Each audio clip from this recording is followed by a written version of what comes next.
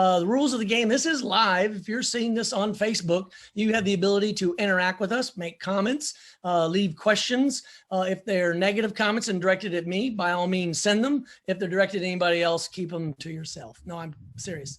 What I mean by that is I want to have a real discussion both with those in the audience and those that are here today. But we have a real treat. Experts in their field from every aspect of looking at this, from policy, academia, operations, implementation, it's all here. So let's just go in the the linear or the chronological sequence of when I met these experts in the field. And first, we're going to start with you, Cara, at the University of Texas as a transportation expert in the study and the academic research thereof. So tell us about how you got to now, and then we'll kick off this panel. How I got to now? Well, I've been a professor for 22 years here at UT.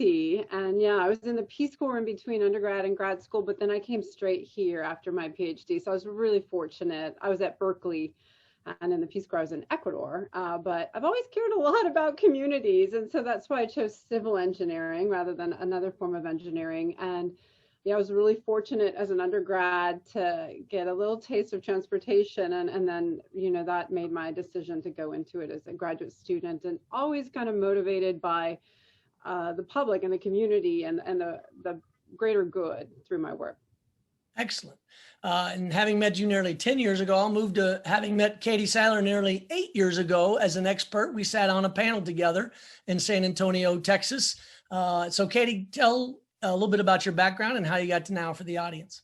Sure. As Cara was talking a little bit about her education, it made me think that I was a geography major, and that led me to really like urban planning. How I ended up doing kind of marketing and business development for transportation technology companies was a stretch, but I've always focused my career on reducing single occupancy travel and on behavior change of our commuters and traveling public. And that has led me through many courses, including running Washington, D.C.'s sustainable transportation program called Go DC Go, launching their capital bike share program, doing marketing for their transit systems, and then working in a lot of different tech environments to make and facilitate transport for our citizens throughout the US and Europe. Absolutely. Thank you. And Jose, I think I met you about 6 years ago, coming from a different angle of transportation. And since then, you've had a lot of success as well. So why don't you go ahead and give your quick background? Yeah, so I'm just drafting off of Joseph here, went to the same alma mater, West Point, 15 years later, I might say, somewhere in there. But eventually went to law school, primarily just to do something different than the Army. It was a year longer than business school, so that seemed like a longer transition to make. But ultimately got into the transportation space via Joseph, starting as the general counsel at his company, Ride Scout, which was focused on trip planning, multimodal, and the aggregation of all the modes. And then from there, continued, we acquired, while Joseph was still there, another transportation company called Globe Sherpa that was focused on public transit, mobile payments, mobile ticketing, and all of this was under the umbrella of Daimler Mercedes and their play into the mobility space. So have been on the software, multimodal, mobility space, primarily in the legal, policy, regulatory area, but ultimately moved to the operations side and took over Joseph's old job as CEO at Mobile, but really on the private side and the software side of mobility. Yes, and obviously, and Jose, you said this back in the green room, it probably would have made more sense if I had given my biography first, but you did a beautiful job of explaining it. And which is neat about all of this is we all come to mobility and transportation in different ways, as your biographies indicate. In my particular case, I was coming out of the Army, frustrated by my commute here in Austin, Texas, getting from Circle C to and from the University of Texas, and set out to aggregate all these different modes of transportation together. And that's when I met Cara and read your work and was so impressed by it, learned from everything that you've been studying and researching. And then a few years later, sitting on that panel, talking about mobility and transportation, and was impressed by you, Katie, in terms of how you explain to people how important it is that we rethink mobility. So that's a segue really for our first kind of question or topic that we're going to get into, which is, defining the problem. And now the focus, of course, here is on Austin, but I think the problems in Austin are indicative of so many other cities of our size, whether you look at it in terms of transportation or population or geography.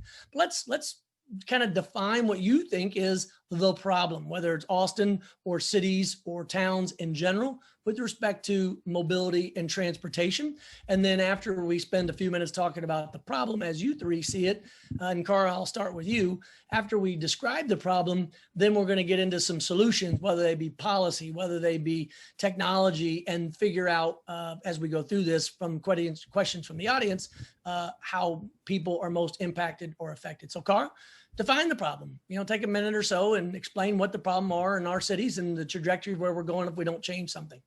Yeah, well, I also have a master's in city planning and minors in economics and statistics. And so for me, it's really overconsumption due to the lack of like some kind of market feedback besides congestion.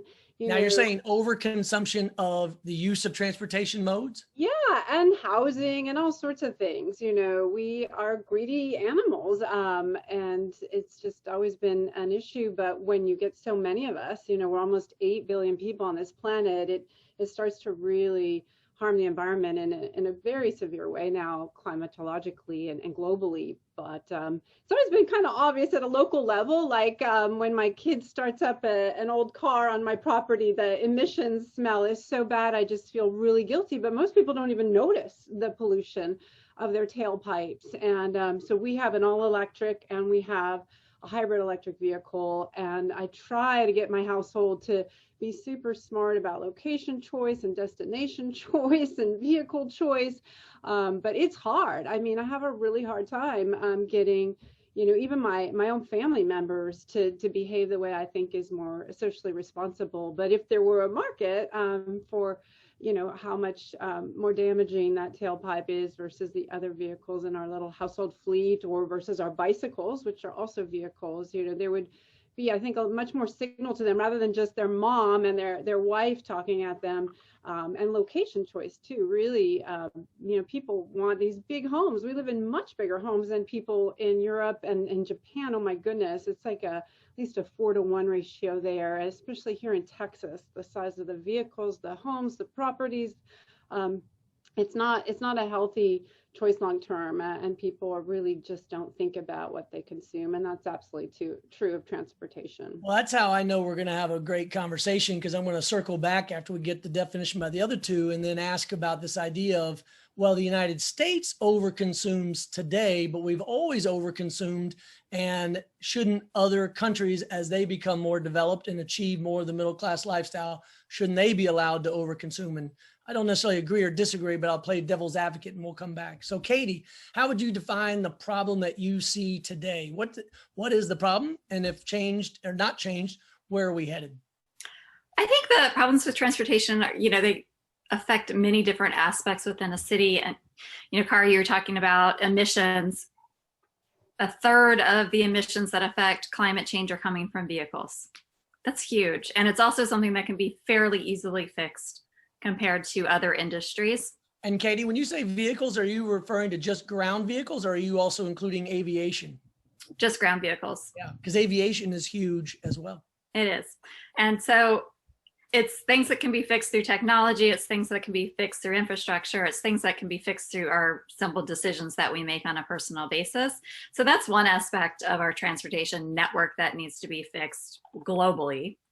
And then second, it comes down to really access to jobs, access to healthcare, access to being able to fill your prescription at a pharmacy, different things that are really impacting our community overall, that lead to long-term changes and effects.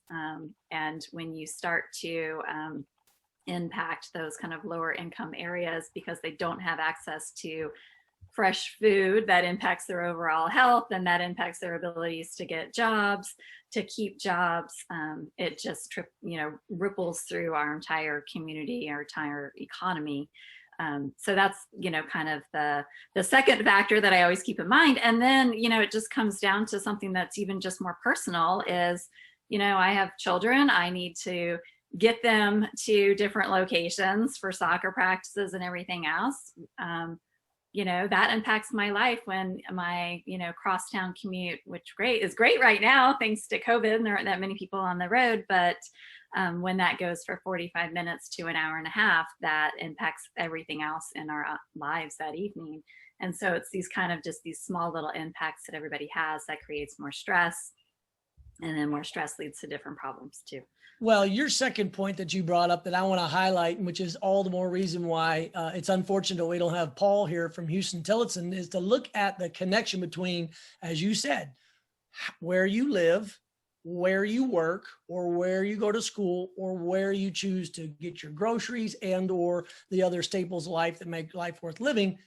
And if your mobility and the connections between all those are not reliable and affordable and dependable, you're going to go into problems with your work and arriving late. You're going to go into problems with nutrition and having access to healthy foods. So anyway, I just wanted to highlight for the audience, and hopefully we come back to that point that you were making there. So Jose, how would you frame this? What is the biggest issue of today, or what are the impacts leading to it? And then what happens going forward if we don't change it?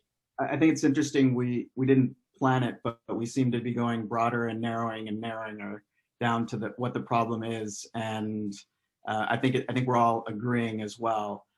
For me, it's that we're too far from the places we want to go, need to go, have to go, all of that. And what happens is we don't think enough about how we're too far from those things. And instead, we go the route of attacking the mode of transportation or attacking the vehicle and trying to solve a car problem or a scooter problem or a bike problem or a bus problem, when ultimately those are just means to connect the places we need to go, want to go. Yeah, well said. So I think taking a step back up and really focusing on not just a work from home. And at this point, I'm pretty tired of working from home. So I would like, even if it's just down the street, I want to go. I heard it said best, I just want to interject. I want to hear the rest of your thought. But I heard it said best. We're not working from home.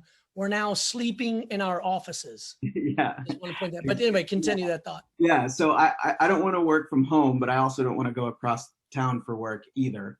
And so for me, in addition to a work from home, there's a play from home, a live from home, and allowing us to bring all of the things we enjoy into smaller pockets, more local pockets. And that does alleviate that need to go across town. And I do agree with Cara that there should be a cost associated with those long trips. But unfortunately, though, that burden is usually ends up resting on lower income people with less availability. Those You're types referring to a regressive tax, or is eventually it impacts them more?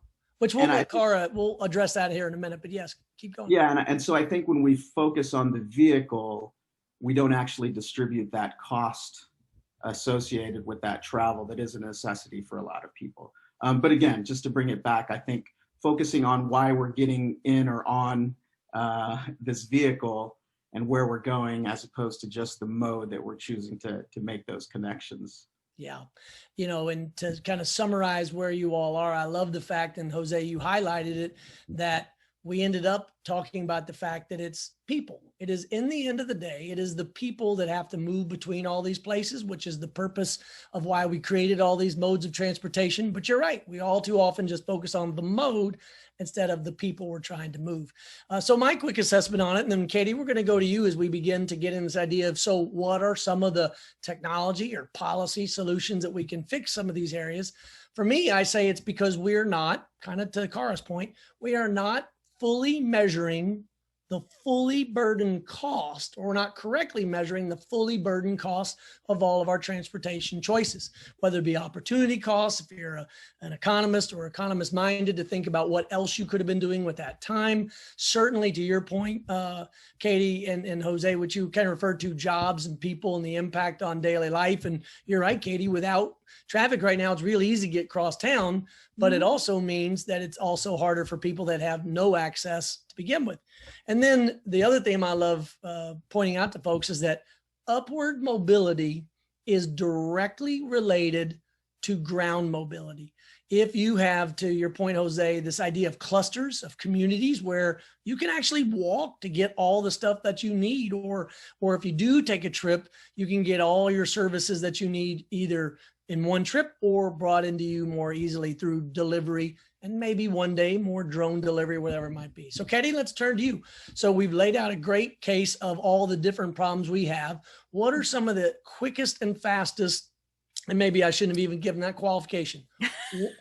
What are your recommendations, technology, policy, fiscal, to be able to get at some of these problems we've just described? Well, I think there are some short, medium, and long-term solutions. Looking at short-term, and we can really turn to technology and connecting different modes of transportation in an efficient way. And technology has given us those tools. I mean, we started that with Ride Scout and the work that was done there, and that's just grown tremendously, and other applications that are available, and then other forms of kind of micro mobility that have emerged over the last few years. So that solves a lot of the connectivity between different modes, and I think there's some continued growth that can happen there. Project Connect, putting in new rail and service and connecting different areas throughout the entire Austin area is, it's huge, and Austin will not grow and will not continue to be successful if that doesn't happen. And I truly believe that. And that's a huge investment, and it's an investment that everybody needs to agree, that you just can't expect, the federal government or state government to come in and, wave a little magic wand and fix that. We've got to make the right vote there. And then long term, it really is about land use, and it's also about changing our perceptions of what are the most important things you want at different phases of your life. And, when you see it, you get married, you have kids, and everybody moves out to the suburbs and gets an acre and a half and a huge house, and now a big commute, and they're, driving their kids across town for soccer practice like me. And that's kind of been ingrained in American society since, the baby boomers and World War II, that's what you do. And that's not necessarily a solution that is sustainable, I think, in the United States long term. So it's changing what we think, but then also having the right policies to provide the environment that people want closer to the city to have the connectivity, so they don't always have to hop in a vehicle to do things. Yeah, we're going to come back to that. And hopefully, Robert, you can remind us at the end. It's this idea of the different needs that you have at different points in your life. Because to your point about Project Connect, that approach towards providing better density, and what we mean for non-transportation wonks, what we mean by density is just to look at the physics. If we want to be a bigger city, if we want to grow and have opportunity, it means that more people will be traveling a little more close together. Now, don't worry about COVID. We'll talk about that safety side of it. It just means we all can't, to Kara's point, have a single occupancy vehicle with tons of space and steel and glass around us and expect that everyone has that and not have congested streets. So we're going to come to that. But I like your short-term and long-term approach there, Katie. So Jose, take the answer any direction you want in terms of what do you think needs to be changed in order to improve the problem that we described in the first session? I agree that we have to completely and have some honest truths about the fully burdened cost of transportation. But I think we have to do it in the context of what I would call is the fully allocated rewards of transportation as well. So when we start evaluating what the cost of the transportation is and who has to bear that cost, we have to look at who also reaps the reward of that transportation. And so for a specific example of that is, I do think that there should be congestion pricing. I don't think that the carrot will ultimately change human behavior. I think that it is a combination of the carrot and the stick, but I don't think that stick should just be used on the people who are driving the car, right? Because they're driving that car to get to a business who may or may not pay them a living wage, and then who reaps quite a bit of benefit from having 300 people, 500 people drive 15 miles across town to arrive. So when we do start looking at that, something like the congestion pricing to really fully pay that fully burdened cost, we also make sure we allocate that cost accordingly. And it should be based on who's getting the rewards from that. And that way we are not just punishing someone who has no choice but to get in their car, but also just discouraging or punishing a system that encourages that to happen. So when we start that conversation and look at, okay, what are the costs of congestion? Let's look at who's getting the benefits from it as well, and make sure we allocate that appropriately. Yeah, well said. So Cara, back over to you in terms of solutions. Yeah, so it's credit-based, Jose and Katie. So everybody has a budget, maybe $25 a month or whatever the revenues divided by the drivers or the systems users. They don't have to have a car. They don't have to drive. They can use those revenues for something else like bus use and bike rentals and maybe even kayaks down on Town Lake, but or they could donate them to single parent working households, you know, and people they feel really need them, and have some kind of application process that is essentially managed. But yeah, it's basically everybody owns the road space together, the scarce a commodity. It's sort of like a tragedy of the commons, of course, that we have going on here repeatedly, because it's difficult to charge and exclude people from using these. But now, thanks to cellular and GPS systems on vehicles, it's going to be a heck of a lot easier, even easier than those 50-cent or those 25-cent toll tags that we have in our windshields. I hope you have those. It's a lot more expensive to do it with a camera system, but those gantries are ugly, right? And those are based on radio frequency ID. So we can do a lot better than that. And Singapore is showing us the way right now. What is Singapore doing specifically? Oh, well, they've for 30 years been doing congestion pricing. And so they also have an auction for vehicles, and you only get to own, once you buy the medallion, because you were high enough in the auction, you can keep that vehicle for just 6 to 8 years or something. And so minimum price of buying an automobile in Singapore is like $100,000. And then after 6 or 8 years, you have to rebid to keep using that vehicle or another vehicle. So right off the bat, very few people have vehicles. And the TNCs, or the ride hailing companies, are doing great, because these guys who do have these medallions can serve everybody. And so it's working really well. But at the same time, congestion is completely managed by the system of gantries, which are pretty nicely done in that gorgeous setting versus the way we do them on these really large multi-lane freeways with frontage roads. Things are at a smaller scale there, because they don't allow everybody to just buy a car. They kind of ration that car purchase. And then they use the money on those auctions to pay for first class transit service. So, you know, we could also do that. If we don't want to give the credits back to people, we could plow that into bike lanes and sidewalks and e-bikes and some transit services. Transit tends to be pretty expensive because the cars are pretty special, and it's very fixed routes, especially rail lines. And then, of course, the drivers are very expensive. So we're looking forward to a future of much more demand responsive, autonomous, smaller vehicles, rather than these huge boats, you know, slowing down traffic as they try to help us with congestion. They actually create a lot of frictions around them. Yeah.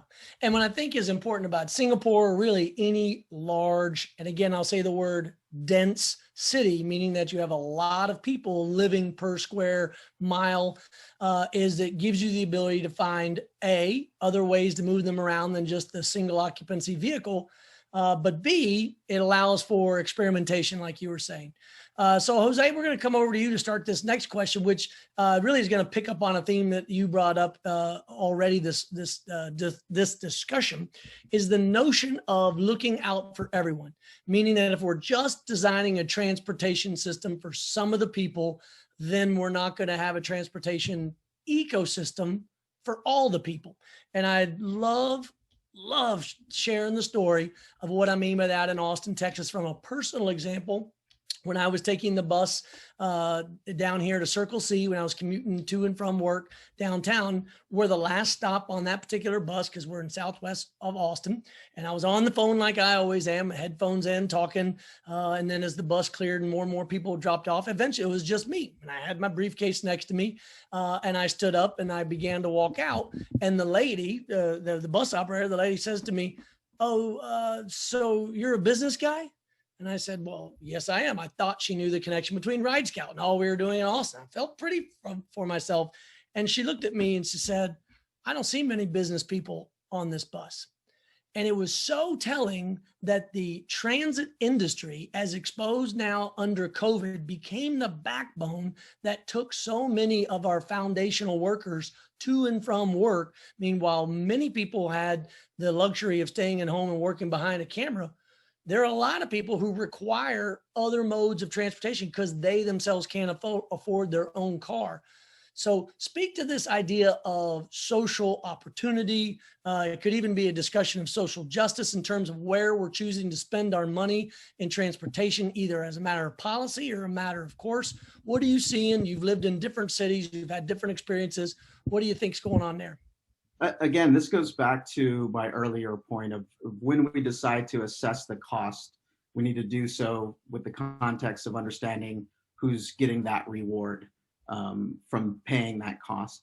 And I think what happens quite often in land use policy or transportation policy is that there'll be a view that truly is the most efficient, highest and best use of that land resource and also of that transportation resource, almost from a theoretical perspective. And yes, when it's applied, it'll move the most people the most efficiently. It'll allow the most people to live in a place most efficiently.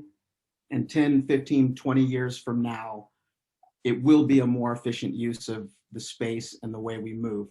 But there's always a cost associated with that transition. And too often that cost is paid by people who once lived in East Austin, like where I grew up. And so, yes, there is going to be a cost, a personal cost to that, to build that better future, to build that more efficient future. And that burden and cost is paid oftentimes by people who then just can ride the bus or who do have to live 25 miles from where they work. And so as we apply what is, a provable, more efficient use of space and transportation, we just need to, again, recognize that a lot of times that cost is paid by people who have paid it again and again and again. So for example, with East Austin, the Hispanic people, the African American community living downtown, moving east of the highway.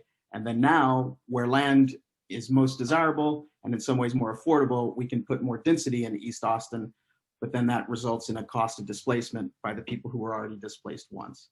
And so again, it's really looking at not asking the same people to make sacrifices again and again and again for the best and highest use, or recognizing that's what you are doing and try to balance that. Well said. So Cara, in your research, and if you haven't done research to answer this question, by all means, let me know, but has your research looked at anything to this point of the person in the middle, or as Jose said about the distribution of costs? How do we get to that world? And I mentioned I would come back to this notion of middle-class lifestyle, and as developed countries want to have that, it does mean more often they consume more. What has your research shown, or even your own personal or professional passion in looking into this? Well, another friend of ours is Michael Weber, who's in mechanical engineering, and he is a global energy expert. And what he's always said to me is we can have, clean, cheap energy. We just have to move to renewables as quickly as possible. Utility scale solar is such an amazing technology. It's such a low price, like 4 cents per kilowatt hour. So I really do think that you can have the kind of energy to create concrete and steel and AC, a big home, but the land use patterns are still a problem, and the congestion will be a problem. But in terms of like climate change and energy and maybe emissions, we can do a heck of a lot better through demand management on the energy side. And so I do think these countries can leapfrog us, and we do see that in Africa with solar installations, things like that. So hopefully benefiting from the crazy, I guess, period we went through, we didn't really realize until maybe the 60s and 70s that climate was going to change on us. And yeah, we started warning people at that point, but very few would listen until they could actually see the tremendous damage that's happening now. Yes. And to that point, Katie, so what would you want to add about who's paying the costs for these changes or how we got to now? What do you see that looking like going forward?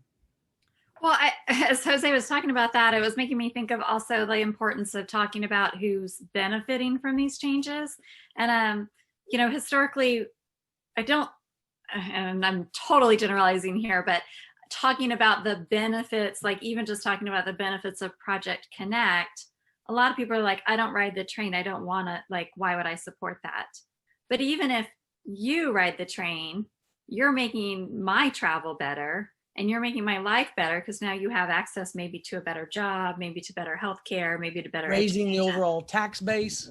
Yes. And so kind of creating that correlation. So even if you're not having a direct one-to-one, you know, impact on it, you still have these ancillary benefits that come through. And so if you're having ancillary benefits, you should also have an ancillary burden of that cost, which is, you know, a lot of how that project in particular is trying to be funded through the tax base. So anyway, so like we just need to show both sides of that coin and better explain it. Yeah, well, so we're gonna kind of segue here. It's halfway through the discussion, and so I've got one more question for all of you as a group, and then after that we'll go to Robert, see if he has any questions from viewers. Is that a yes? You've got questions from the audience? Yes. Okay. Well, then we'll make this quick then because I want to get to people that are viewing again, but. We've said this several times, and we'll pick up Project Connect, this idea that you have to just move people more efficiently. And one of the best ways to do that is to move them in more efficient people movers, whether it be bus or rail, but allowing for more options, and they have less need to take their own personal car, which is so much of the theme of Project Connect. But I have heard, Cara, and we'll go to you and then we'll spin it around. I have heard critics of Project Connect say, why would we invest all this money in infrastructure when autonomous vehicles are just going to save the day and solve all of our problems? Speak to autonomous vehicles. You do a lot in the subject and how it may not necessarily be the perfect cure-all that people think it will be.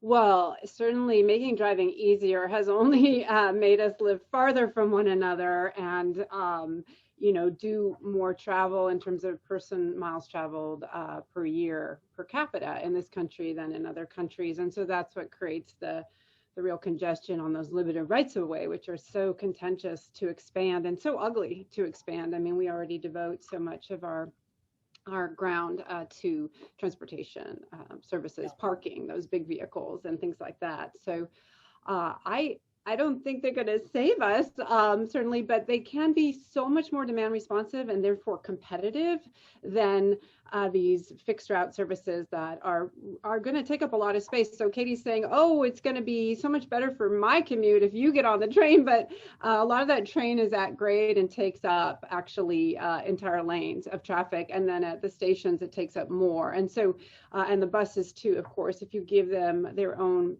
right of way, they get to go faster, thank goodness, rather than being a lot slower than the person who's driving. And they both may be terribly slow because of the gridlock that we see in our downtown every evening before COVID. But yeah, they take a lot of space. So I think, bike is probably the most efficient mode. And then putting it on the front of a bus. I think all of our buses have racks. And of course, there's time that the others sitting on the bus have to wait for that person to get her bike on and off. And that's no fun. So smaller vehicles, much more demand responsive. I hope Cap Metro will actually spend that money instead of the $1.70 that this new system is going to cost per passenger mile, which is almost as much as Uber and Lyft charge us per mile. They charge us about $2. And from our best estimates, those shared autonomous vehicles would be about 50 cents per mile. We're using like a Prius, which is a hybrid vehicle or a Chevrolet Bolt, for example. And of course, Cruise, which is part of GM, is planning to do that. And they'll probably have even more efficient vehicles. And so those could be 50 cents per passenger mile rather than the almost $2 that we'd be spending from our property taxes to get people along mostly just the 2 rail lines, which is a very limited set of origins and destinations versus where you need to go, Katie. I don't think the people getting on that bus are going to make your soccer drive much easier, quite honestly. But I think people getting out of pickup trucks, getting out of Suburbans and Escalades and stuff, and getting into small right-size vehicles and using tools that we already have, like Waze Carpool. I mean, we could do a lot better than we're doing right now without anything fancy, without any real investment. I also think parking spaces should charge for those longer vehicles. I don't think those longer vehicles should be able to park with their ends sticking out. I don't think they should be able to park in the same slots as the people who are driving the smaller vehicles. Those guys are much more efficient. And then of course, getting people inside is helpful. Yeah. So you've identified a number of ideas. What I heard though, common in almost all of those, this idea of sharing the asset, meaning that there are more people in that particular space, whether it be a Prius or a Volt, or even perhaps a larger vehicle like a 40-passenger bus or 20-passenger bus that's on a not necessarily a fixed route. So Katie, I'm going to take that question and ask it in a slightly different way to you, because you did mention technology, you did mention multimodal and connecting all these different modes together, but you also mentioned land management or land usage. So what does this future look like in your eyes, for people who don't necessarily buy into Project Connect right now, and what we're trying to do to bring all this together? Because I can hear a tone or a theme coming from some of your answers. In terms of land use change? Just the idea of land use and how it might be impacted by multiple modes of transportation, the ability to access them easily, and what it kind of looks like going forward if we choose not to. Mm-hmm. So, curb management is something that has come up as we look at all these new forms of transportation that have come out in the last few years. And so, and looking at how do we manage existing parking garages for numerous forms of transportation, whether that's autonomous and you have, recharge zones in a parking garage, at nighttime where that garage is used for maybe transfer points, on the first floor, kind of reconstructing that space so it better utilizes what's available at the time. I think that's, cities are already looking at that. I don't think there's a perfect solution to it yet. And I think it's still evolving. Parking management companies are looking at that because they have a lot of this parking space in garages, and they're kind of like, all right, what are we going to do with these if autonomous vehicles come out? I think we're away, 10, 15 years at least away from that point. What I get excited about when I think about autonomous vehicles is the access it gives to mobility impaired people. We're all at the age where we have, parents who are going to be unable to drive soon, still need access to healthcare. And as we've seen with COVID, access to social experiences, because we have seen people basically have failure to thrive because they're not getting access to social experiences. Yeah. And so that's where autonomous vehicles get me very excited, is that now you have this, and hopefully it's an incredibly efficient, and I agree, smaller vehicle that does it. But you can get yourself to your doctor's appointment. You can get yourself to the pharmacy. You can get yourself to, maybe you need a one-way trip to your job, but you have a way home. Or maybe you just need to go see some friends and things like that. But that's what gets me excited about autonomous vehicles, especially as we are all, spread out, our families get spread out. You're not next door to your parents anymore and can take care of them all the time. So. Right. You mentioned places. I miss places. They were so much fun. Well, Jose, a lot was said from my original question. So feel free to react to the original question, or take anything that you heard and react to that before we go to Q&A from the audience. Yeah. And I mean, it's essentially Daimler, Mercedes, BMW, part of their endeavor ultimately for what they were engaging with Ride Scout, with Globe Sherpa, was in preparation for a world of autonomous vehicles. And for me, autonomous vehicles, the no-brainer use case that I believe should absolutely be the target is getting people to eliminate their second car. Let's start there. It's a more modest goal than getting someone to get rid of their only car. So I think certainly starting there makes a lot of sense. And then so long as the autonomous vehicle, the purpose is to reduce the single occupancy vehicle ownership usage and to provide that on demand, I'm fully on board. Where I have concerns is when we see it as a potential replacement or its success comes at the expense of public transit. Because regardless of how good we get at autonomous vehicles, from a geometry perspective, public transit remains the best way to move people. We do need to destigmatize it. We need to improve it and have it be a, as it is in Europe, a way for business folks as well to travel on. Everyone travels on it, and part of that ultimately in Europe is due to the extreme cost of car ownership. And so there is, again, a little bit of the stick that has to be there.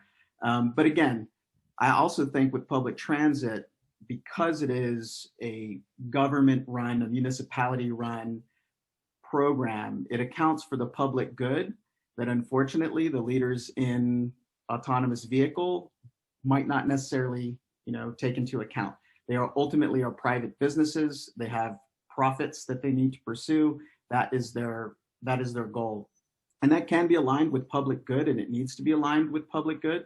But ultimately, there is something special about public transit, that it is a public good. It is a public service. And so it accounts for people who need it in a way that an autonomous fleet probably will not for the first 5 years, for the first 10 years. And again, I think this goes back to the cost and what all the transportation is subsidized in one way or another, either by you if it's your car, if it's Uber and Lyft, it's by VC money, it's by the fact that their drivers are not employees, so they're not paying for healthcare. It's all subsidized by someone, as is public transit. So I think, again, recognizing that, taking the full cost and the full allocation of the rewards of the public transit, is part of that system and calculus that needs to happen. But I really do ultimately think that a connected world, a multimodal world, has to have public transit as the backbone. And we saw it with Finland, where they had WIM Global, multimodal, aggregated platform. Public transit was not as large of a player in it, and it's ultimately doesn't move as much people. And so you have to get both public transit and all the other modes working together and aligned. But again, if we're reducing single occupancy vehicle, autonomous vehicles can and will help with that. And again, let's just start with the second vehicle. Again, a more modest goal. Yeah. Well, before we turn to Robert, the theme I heard in all of you, I like using the analogy of, the human body and the circulatory system in terms of the heart being able to pump, and you have the larger arteries that carry the most blood. And then as you get further and further out, the blood vessels get smaller and smaller and smaller.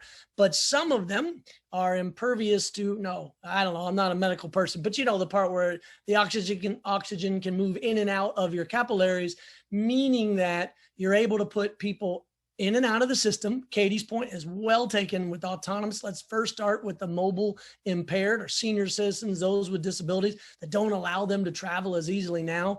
Will save thousands of lives due to operator induced accidents. And then through Kara's point about the shared use of this mobility asset, it goes to your point, Jose, that we'll be able to reduce the number of cars sitting in our driveway and then improve overall quality of life. So that's why I like having smart people like you as a part of this discussion. So Robert, what are some of the questions coming in with the 15 minutes or so we have remaining?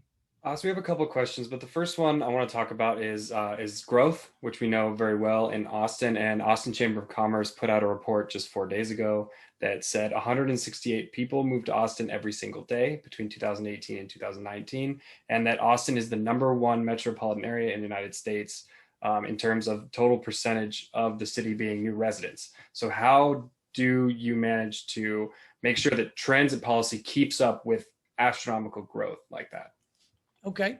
So who wants to take that first? I'm looking at hands because I'm going to go around and give everybody an opportunity. Jose? Yeah, I think it's, even a little bit inherent in the question is solving a people problem with a transit solution.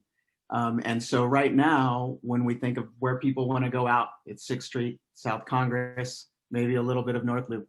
Now everyone has to get to those 3 places. Where's the cluster of work? North Austin, big cluster, downtown, South Austin. And so as we accommodate for these 168 people that come every day, if we're going to send them to the same places to work, the same places to play, then we're not going to be able to solve it with just a vehicle-based solution. So I think it really comes down to creating those smaller live-work places in new places where we traditionally haven't had them in Austin, and really creating smaller neighborhoods with some commercial aspect, some, both entertainment aspect as well, green spaces, and creating other places so that everyone, like I said, those 168 people don't have to go to the same 3 places to work, the same 3 places to play.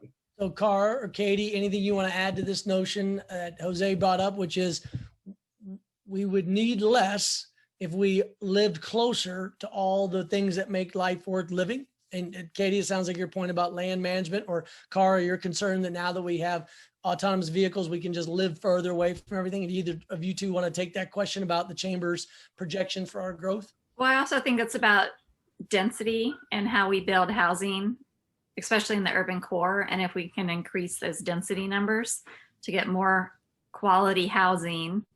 So how do you address that with the NIMBYs or the YIMBYs? The NIMBYs say not in my backyard, or the YIMBYs that say yes in my backyard, but the YIMBY lives next door to the NIMBY. I don't know. That's a problem that's been occurring for hundreds of years. I mean, again, it's the benefits. I mean, it's either for the greater good, and you've got to, showcase those benefits. I think also you need to, we probably need to do like a little do some user research. Why are those 168 people coming every day? Like, what is it about this area that people want? And how do we make sure to address those wants, because you want a certain amount of continued growth for economic prosperity. How do you incorporate those wants in a sustainable manner?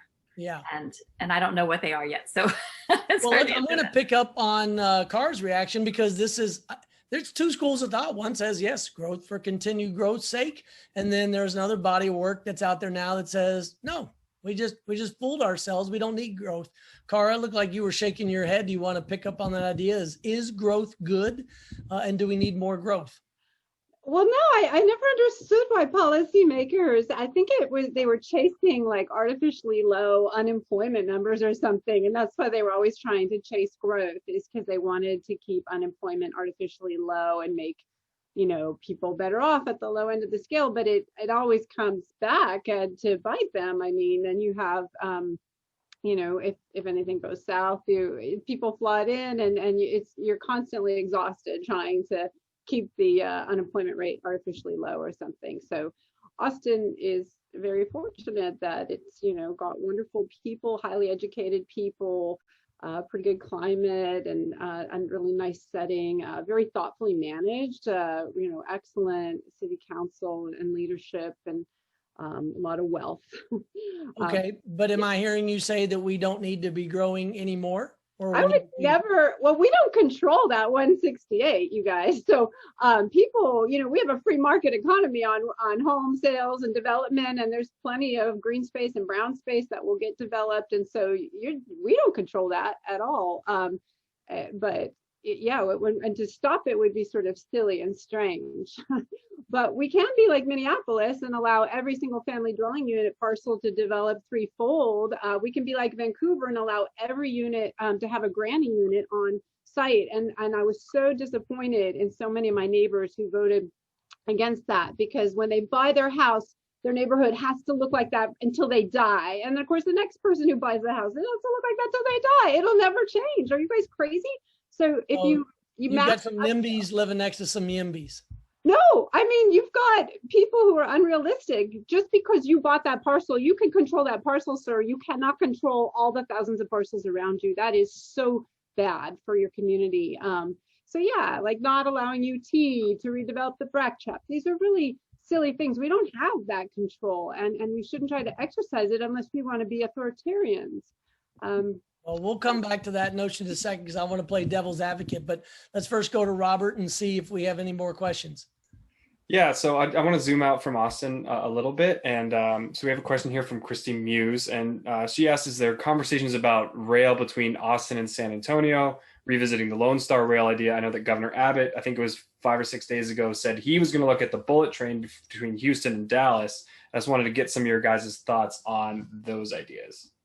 Yeah, anybody have some thoughts on that specifically? Because I'll add some if not.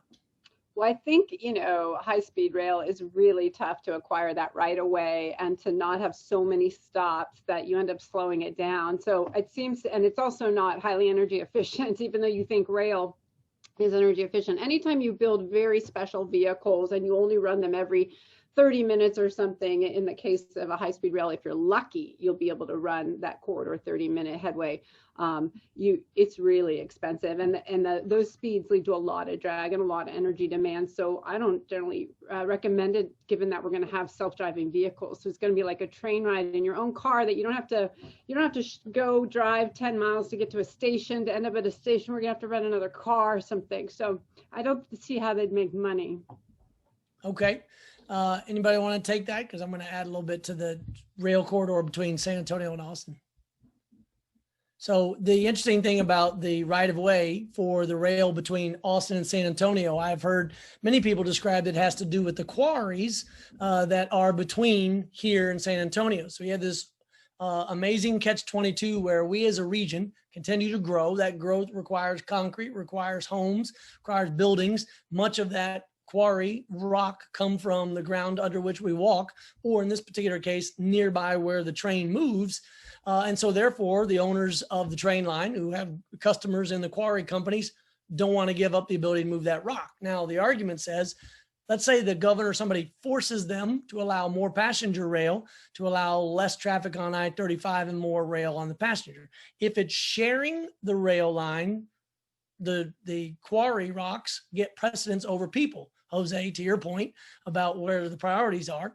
And what's interesting is supposedly, I have not seen it, but supposedly there's analysis out there that says long-term for this corridor, for this community, if we just did a long-term look at the future and present value of the quarries themselves, just buy them out.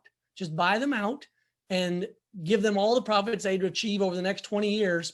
And then if you reinvested that money in more developments of opportunities with autonomous vehicles, more distributed rail, or not distributed, but concentrated passenger rail between Austin and San Antonio with 2 stops, Kyle and or New Braunfels, you would greatly reduce the amount of traffic on I-35. But anyway, that's my response to the question about rail. I'm still bullish on high density passenger travel, whether it's an autonomous vehicle, bus, or rail line. In many ways, all these ideas are blending together. So, okay. Any thoughts on that before we go back over to Robert? Okay. Robert, any other questions from there? If not, we're going to go around the horn and kind of close up. Yeah, let's do one more from the audience. So we got a question. It's kind of for Joseph, but for anyone as well. So your book Catalyst notes that there's a generational gap when it comes to major infrastructure, and that we haven't had any major public projects in many years, and we continue to struggle to support them as a society. I mean, for me personally, growing up, any infrastructure thing, I'm from Colorado, anything you would see 1935, 1941, 1940, that's when they did it during the New Deal. Why haven't we done that in so long, and how can we get back to doing that? Well, I think in many ways it goes back to where Jose led off with his points about who pays and who benefits. So much of what was built, and I'll stick to transportation first, comes out of the 1950s under President Eisenhower. He wanted to make sure that we would have the ability to move troops and specifically nuclear weapons by ground, if necessary, to be able to fight the Soviets, whether it be coming from the east or the west or whatever it looked like. Out of that came the interstate highway system. What he never intended for was the fact that we would have highways running or interstates running inside of cities. Like, he never saw that. That was never supposed to be part of the plan, but it happened. Those large expenditures came out of an era in which individual tax rates, income tax rates, and corporate tax rates were much higher. So we were paying for infrastructure, building the bridges, building the infrastructure that ironically, that infrastructure provided access to rail and shipping and ports and highways that allowed for more commerce to be moved and distributed, and the movement of people all around the United States. That 1-2 punch of prosperity has been something that baby boomers, I'm looking at you, have not, in my opinion, kept up with paying for the infrastructure. Best example of that is the gas tax. We haven't changed the gas tax in 1993, and yet vehicle travel and vehicle efficiency performance have changed greatly, meaning that we're getting very little from that gas tax anymore to pay for infrastructure. So I could go on all day. Oh, look, see, Cara even said gas taxes there in the comment section. So, again, the generational notions, this idea that I always like to remind folks is that you get what you pay for. You're either going to pay for as you go, as we were building infrastructure 50, 60, 70 years ago, or you're going to pay for it again after the stuff starts falling apart, which not only impacts lives, most importantly, but it'll also impact our economy. So thank you for asking that question. Okay, let's go run around the horn and summarize this, either looking at Austin and mobility, what are the factors to be considered, and then what would you like to see? And I will give each one of you, I don't have it here, but I have a magic wand. I was gonna give it to you. So what would you do? Katie, we'll start with you, go around the horn. Where do we go? How do you wanna sum up and take us out of here? What's my magic? My magic wand would be first to have zero emissions vehicles for every single person who has a vehicle. If I could just replace every single vehicle on the planet with a zero emission vehicle, I think we'd be in such a far better place. I gave you a magic wand. But I think it's also making sure that we look at the human factors, that we look at, kind of that tech companies put a ton of time and energy and money into understanding the user experience of their products. We need to do that for understanding the user experience of our cities and how people move. And I know there's a ton of research done on that, but we need to make sure the decision making, the personal decision making goes into that design and how we move forward. But that's just my marketing hat I'm putting on too. So, but anyway, thank you. It's the human side of this. It is. So, but thank you, Katie, for being a part of this. Cara, I'm going to switch it up. I'm going to come to you next. You've got the magic wand. What do you want to see done differently? Okay, I want gas taxes way up. I mean, at a minimum, another 25 cents per gallon. This is embarrassing. They're 40 cents per gallon. Like you said, they've been that way for 27 years. This is so embarrassing. It's a result of Grover Norquist's pledge, I'm afraid. Smaller vehicles, I can't believe, we continue to allow these behemoths. It's so embarrassing. I don't care if it's an all electric Hummer. It really needs to be a lot smaller if you want to deal with congestion and parking and sight distances and safety and pedestrians surviving our crashes. Electric bikes are fantastic. And of course, regular bikes are fantastic. Trading in dirty vehicles. These things are pretty easy to do. And they're just, playing up the kinds of technologies that Google, they purchased Waze, they were trying to do for us. And we really can do a lot better on filling those seats. And then the long term, I do think Cap Metro will use its incredible tax rate to buy efficient travel for people that's much more demand responsive, much more point to point. And of course, focusing on the low income people rather than, subsidizing people who already have a lot of income, but we'll all be able to take part of that because it will be a lot less expensive to get those kinds of rides. It'll be, $1 per mile or less. Yeah. Okay. Thank you. And then Jose, you got the magic wand now. Yeah, this is probably a very self-serving and wish over the last 6 years, but it would be for private companies to account for the public good and to have that be closer to their driving motivation than it is now. But then on the flip side, for the public entities that partner with those private companies, for them to have a greater risk tolerance for trying new things with these innovative mobility companies, and for them to have a better understanding of what goes into making a private company successful, so that you have the private companies going a little bit further down the public good road and the public entities being able to take advantage of all the new innovation, the technology, but doing so with an understanding of what it takes to be a successful private company so that they both move forward together and they both grow. Excellent. Well, I want to thank the three of you for being a part of this. I've enjoyed the conversation as much as I've enjoyed any conversation talking with the three of you over the last 10 years. We have big problems ahead of us, but I always remain an optimist that working together, we can solve these because like I mentioned earlier, you always get what you pay for.